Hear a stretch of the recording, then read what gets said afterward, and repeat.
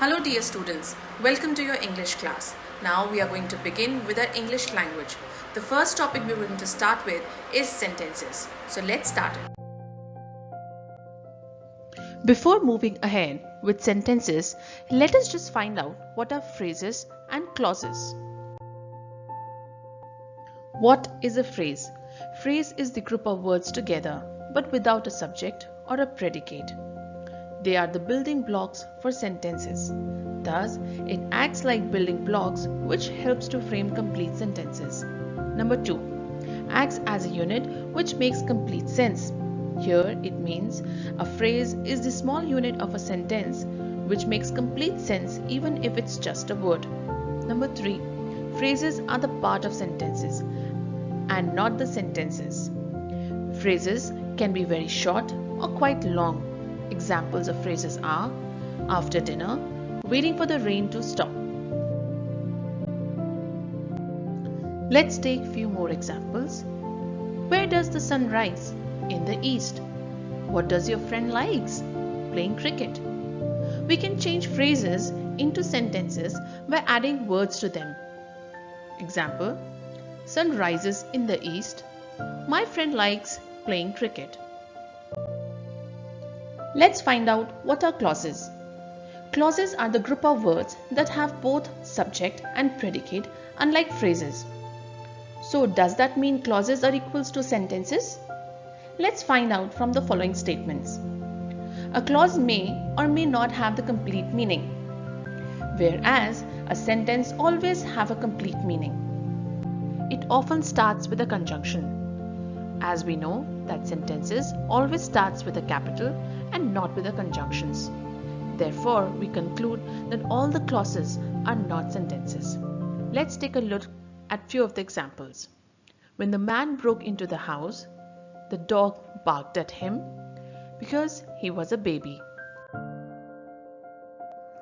Now let us find out what is a sentence. A sentence is a set of words that makes a complete sense. It conveys a clear message from the speaker to the listener. It has a subject and predicate. For example, Hyderabad is a beautiful city. Here, Hyderabad is a subject and is a beautiful city is the predicate. And it also conveys a complete message. A sentence begins with a capital letter and ends with the full stop, question mark, or an exclamation mark. Example, I am 12 years old. May I have your pen? That's a beautiful building. Now that we know sentences are those which make sense, let's just rearrange the given set of words that does not make sense when we read them all together. Let's try the first one. Are 7 there continents world the in? Still confused? So the answer for this one is there are 7 continents in the world. Let's try another. Will ever this leave she city? Will she ever leave this city? So kids, now just tickle your brain a little and try to find out the answers for another 2 sets. Let's discuss the types of sentences. There are 4 types of sentences: declarative or assertive, exclamatory, interrogative, and imperative. Declarative sentences. A declarative sentence is a sentence that makes a statement, provides a fact, offers an explanation, or conveys information. For example, the room smells clean. I love my cat. Diva is not feeling well today. I will visit my aunt on Monday. Hockey is the national game of India. Declarative sentences always ends with a full stop. Exclamatory sentences. Exclamatory sentences are those sentences which expresses strong and sudden feelings or emotions. Example, what a beauty, what a great success, such a melodious voice, how difficult the question paper is, it is so hard to crack this. Exclamatory sentences always ends with an exclamation mark. Interrogative sentences. Sentences which ask questions are called interrogative sentences. They always end with a question mark. For example, did you enjoy the movie? Are we going to have a party? Do you have a notebook? What do you want?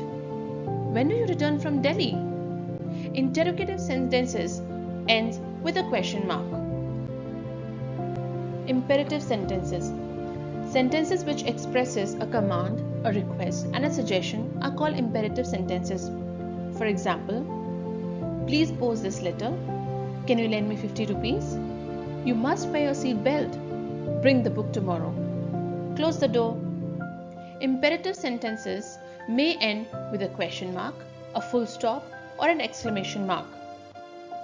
So these were the 4 types of sentences. Let's move ahead.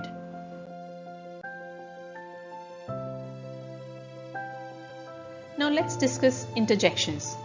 Interjections are the words used to express strong feelings and certain emotions.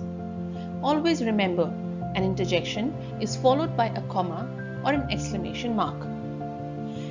Emotions like surprise, joy, excitement, sadness, enthusiasm can be expressed through various words.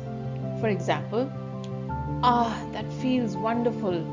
Yes, we all are going for picnic. Wow, she will have a pet soon.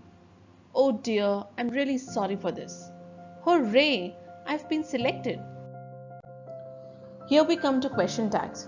Sometimes when we say something, we expect others to agree. In such cases, we use a question tag. For example, they live in London, don't they? Here, don't they is the question tag.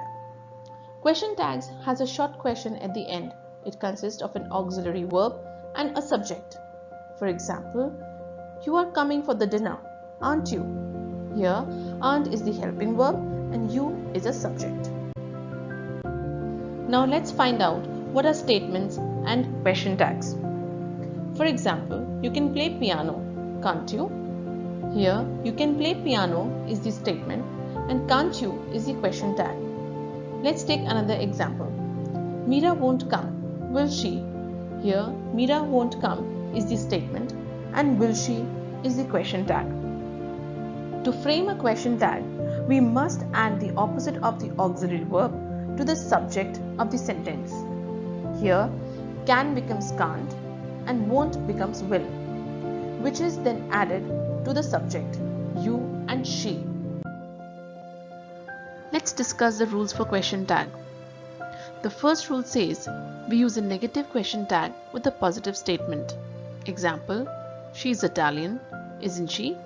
It was cold yesterday, wasn't it? He had forgotten his wallet, hadn't he? We use a positive question tag with a negative statement. For example, we aren't late, are we? She wasn't at home yesterday, was she? She can't speak Arabic, can she? So children, now it's time to practice. Thank you.